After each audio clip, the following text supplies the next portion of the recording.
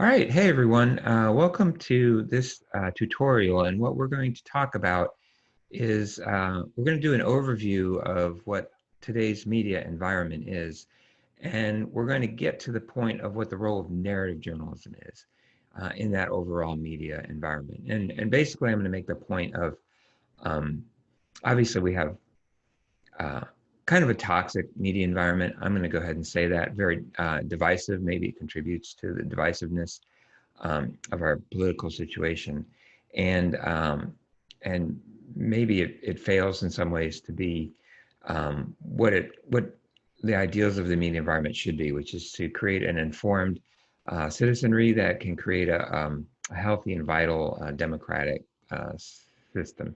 And there's some reasons for that.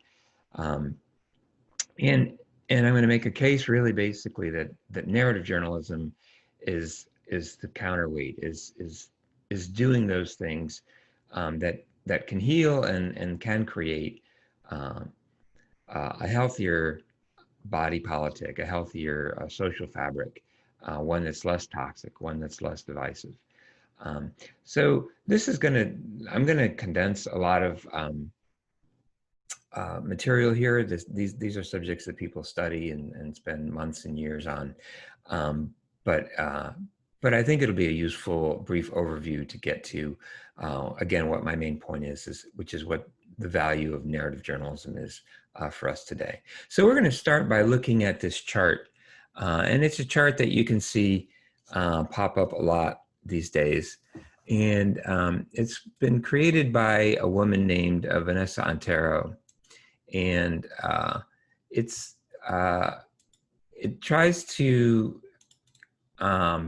sort media outlets by um, orientation, political orientation, conservative or liberal, for lack of a better term, and then also in terms of journalistic quality. And so we'll do a quick overview of these terms, but let's first just meet Vanessa Antero and hear, in her words, why she's created this chart. It really started in 2016 in the run up to the last presidential election. I just started becoming very alarmed about the kind of quality and bias of information that people would use to support their arguments to their friends on Facebook. I thought it might be helpful to just kind of map it like better, worse, left and right. So I just started piecing it together on my own just to explain to my friends. We've had this overabundance and proliferation of online news sources, and most of it is in the area of analysis and opinion. If people understood that the sources they're consuming are actively making them angrier and polarizing them, then they might choose to consume less of that. What I would like to focus on is that this is kind of like the new media environment. There are economic forces at play that have created this sort of like new media environment. And what I mean by old media environment, what I'm specifically referring to when I say the old media environment, are at the time when there were three broadcast services. There was ABC, there was NBC, and there was CBS News. And the thing about those three sources is that those three sources were all competing for the same share of market. And that share was comprehensive. In other words, they were all marketing their news to everyone, right? And so we were all, as a population, basically operating on the same sets of facts. Okay, so that would be sort of like the old economic model of news media. There are older models, right? But that's what I'm referring to at this moment. So the newer model, what we're looking at when we look at this chart, is different than that, okay? So Fox News was the first and the most successful, let's say, as the cable media environment occurred, that identified a market that was not everyone.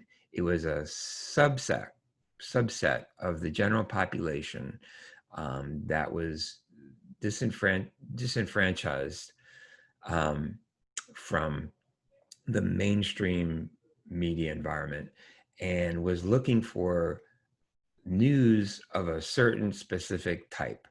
And Roger Ailes, who was an assistant to Richard Nixon in the Nixon administration, knew who that market was and knew how to create a product for that subset and knew it would be profitable.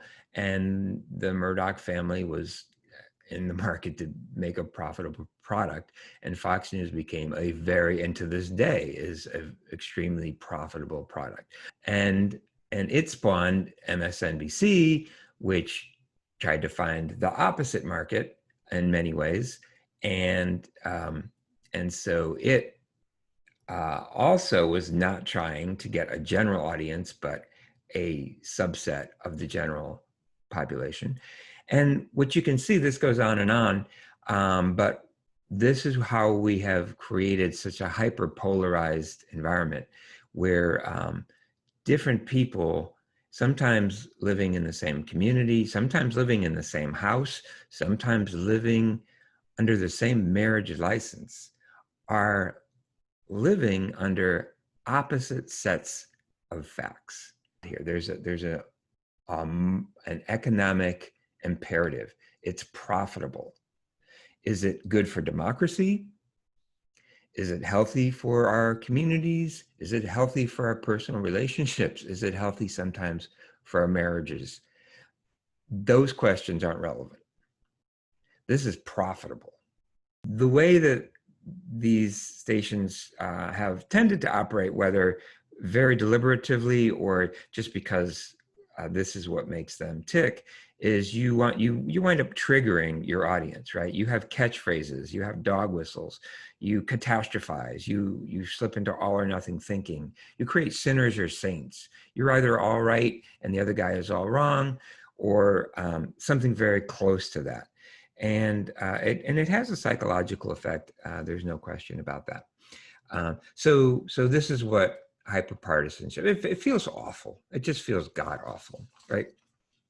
So if we move to the top of the chart, which Otero has labeled higher quality news, and in a sense it is higher quality news because the outlets on that higher part of the chart follow journalism ethics, right? So there is a code of ethics, right? You can't just print something because you hear it. You can't just say anything you want because even though you've set yourself up to look like a news outlet, you really are registered as entertainment and opinion, right? If you're on the top part of this chart, you actually follow a code of ethics. If you get a piece of information from one source, you have to corroborate that piece of information with at least two more sources if you're highly ethical. But you still need to make a profit. It's just that your brand, right? Your brand is based on you being a good news source. And so the New York Times, the Washington Post, CBS News still, NPR, Politico, they still have to turn a profit.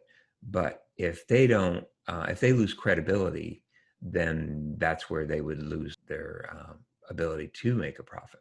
So I want to share this exercise that I do. And there's three functions for the exercise. One is it allows us to explore bubbles, and not just other people's bubbles, but sometimes even our own. The other is it's a good exercise in terms of just like, am I getting informed or am I getting manipulated? And the third is it's just a good exercise to see every now and then, just like, why are some people so divided and in conflict and absolutely in conflict? So here's the exercise I do. And I usually do this exercise when something has happened, right? And so the examples I'm going to show you are from June 1st of this past summer. And it's when Donald Trump staged his photo op in front of St. John's Church, just on the other side of Lafayette Plaza. That was a pretty consequential action. Okay, so I check out the headlines of three news organizations, and the first one is Huffington Post. And so here's what Huffington Post had on that day. And it's I check out Huffington Post because it's a representative of the left wing of the corporate media news sphere, and it makes me laugh almost all the time. So breaking news: Trump declares war on Americans. And there's really almost like not much to analyze here. They are interpreting the events for us rather than telling us what the events are, which is basically telling us what to think. Now, if they told us what the events were, we might come to this conclusion on our own, or we might not. But they're not giving us that option. They're just going to do the interpretation for us. So this is basic outright manipulation, and there's nothing subtle about it. So now I go to the other side of the political spectrum, and I take a look at Fox News. So they have a kicker that says Trump's message: President walks to DC church burned in riots after vowing tough response to looters, criminals. So the word walks, the president walks to DC church it's pretty extraordinary. I mean, this obviously what's going on here is much more sophisticated than what Huffington Post did, but the word walks, I mean, it just seems like such an innocuous, innocent thing. It's almost like this didn't even happen. A member of the Park Police SWAT team throws a sting ball grenade into the crowd. The devices are designed to explode, firing rubber balls in a radius of up to 50 feet. So that's reporting by the Washington Post of what happened to allow this walk to occur. So basically what we're seeing here is the technique of omission, right? It would be inconvenient for the overall message that Fox News is trying to show here to even bring up the idea that police and military were used to clear almost universally peaceful protesters so that the president could have this photo op. So you omit that, okay? Omit inconvenient facts. Another word that's kind of a dog whistle word is riots, okay, instead of the word protests.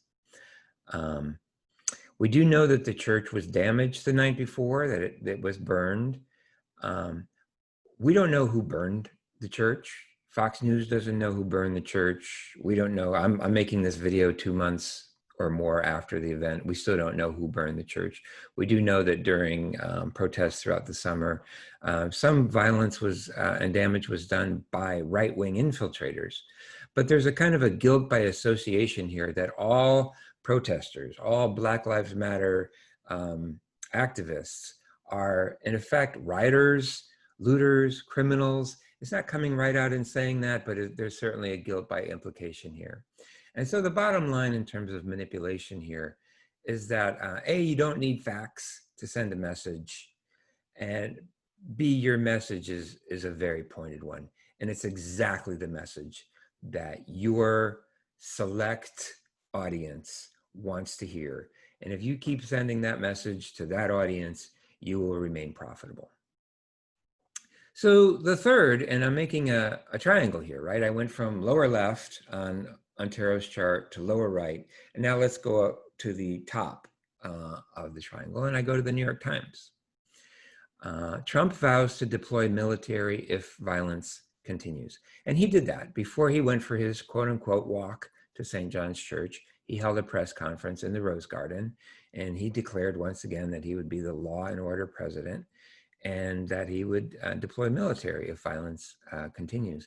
Now, this is a pretty extraordinary thing to say, you know, that a president of the United States would deploy the military against his own citizens. But the New York Times is not over dramatizing this. I think this is the point that Huffington Post was maybe over dramatizing. They're just reporting that this is what the guy said. Down below, police clear protesters with tear gas so Trump can pose by church. So there's a lot going on. There's two separate events. The New York Times separates the two things, makes them quite clear. And again, there's factually, I don't see any manipulation here.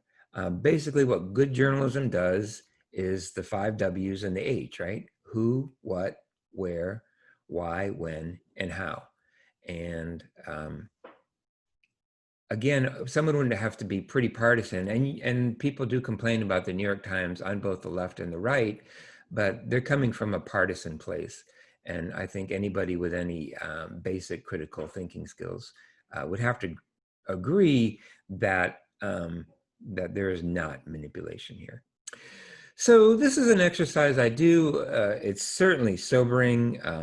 It certainly reaffirms that corporate media has succeeded in corralling their audience members so that they can stay profitable. There are people who only consume that left-wing media, and they view the world through the lens of that worldview. And there are people who only watch Fox News and view the world through that worldview, through that lens.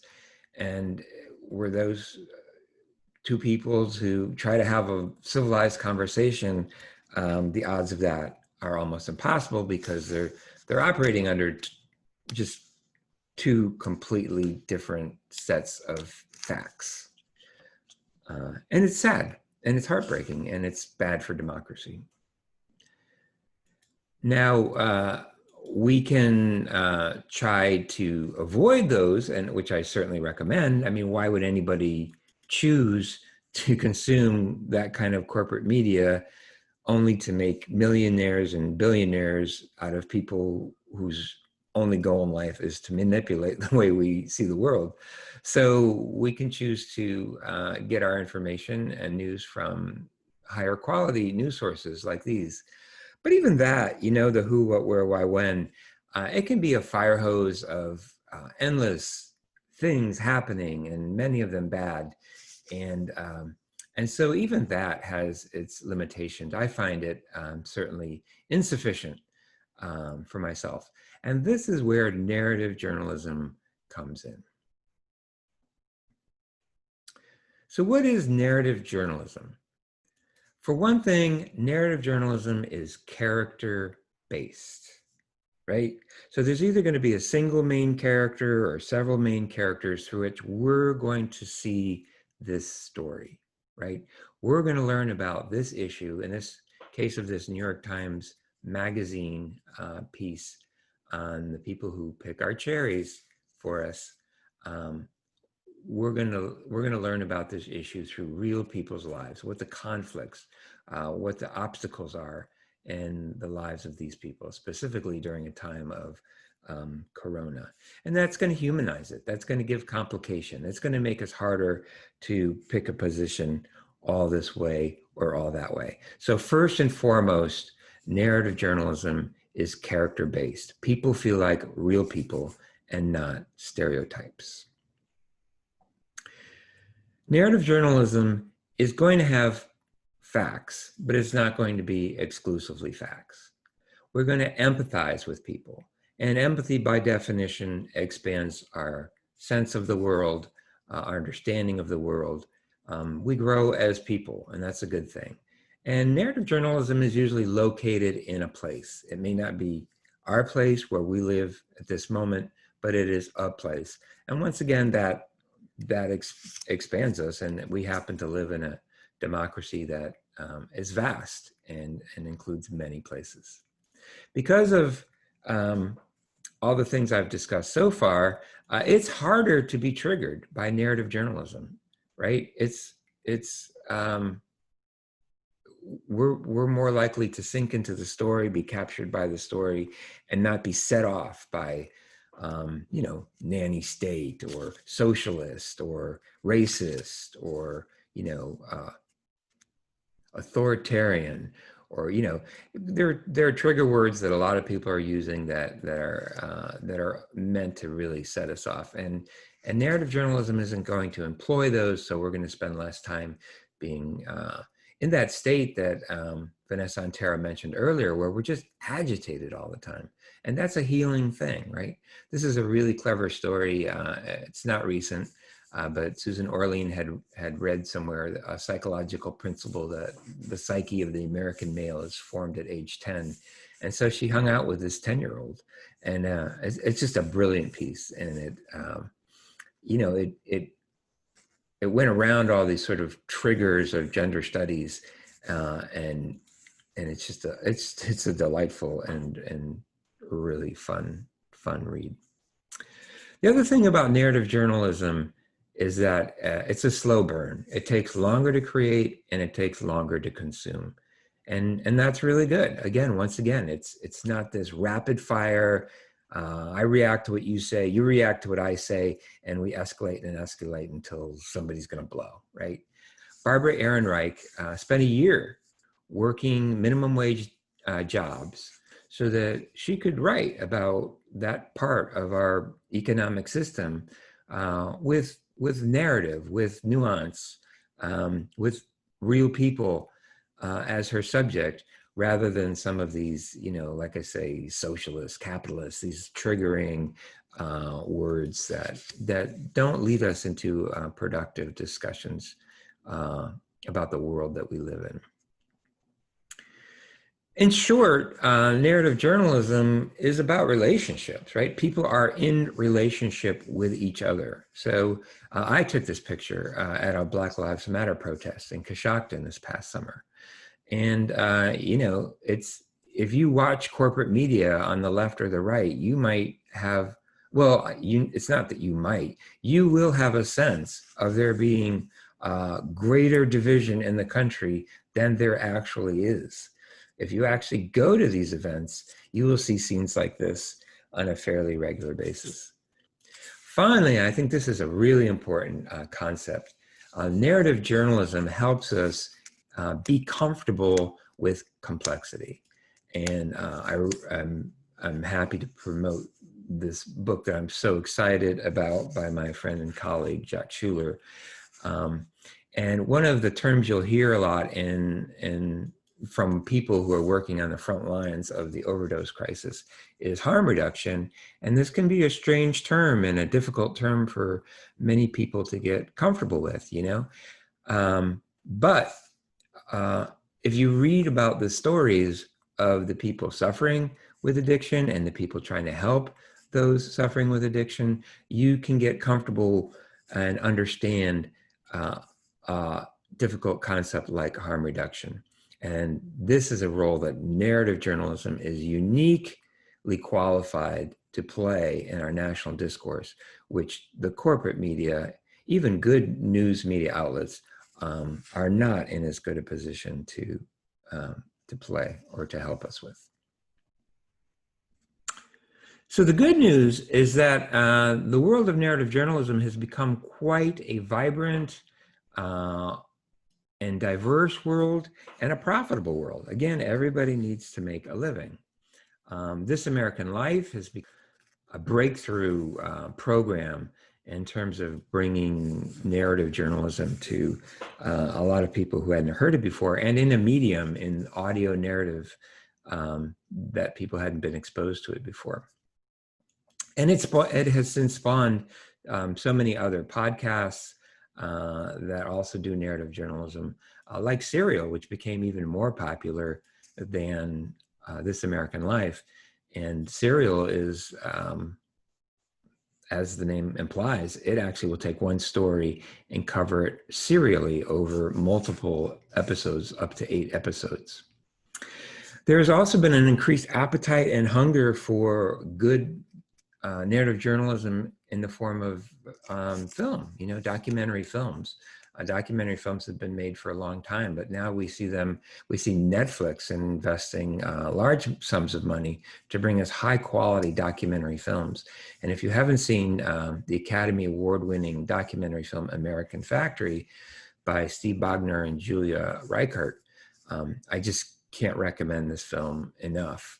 Then you have docuseries like Flinttown, about the police force in Flint during the water crisis in the 2016 presidential election. Last Chance U, about people who don't like football, like Last Chance U. It's in its 5th and final season about football. My understanding is they will move over to cover basketball after the season. And a 10-part series that I just can't recommend enough by Steve James, who made Hoop Dreams. And he spent a year in a school system outside of Chicago. You can't watch this series and not just fall in love with these kids, many of these teachers, what they're going through, and just get really frustrated with these administrators and some of these parents, quite frankly. So that's a big roundup. I want to end with a test. So, and it's quite a test, okay? Here's a person that we all probably have a pretty firm opinion of, and that opinion is either all one way or all the other way. I think that's pretty safe to say. Whether we've informed our opinion from good news coverage and actual things that Betsy DeVos has done as Secretary of Education, or from the opinion analysis type people we see on cable news, I think it's pretty safe to say we're either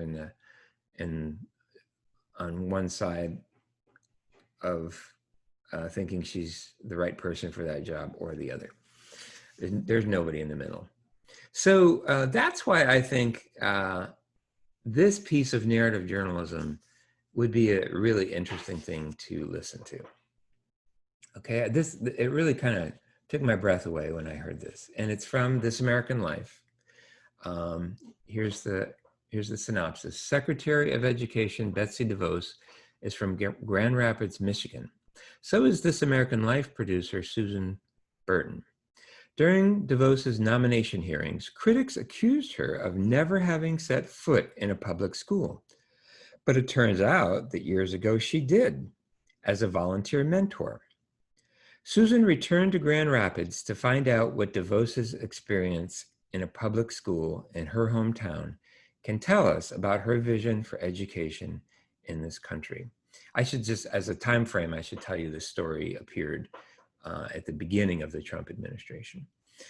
But I still think it's a really interesting exercise in terms of what narrative journalism does as separate from regular journalism.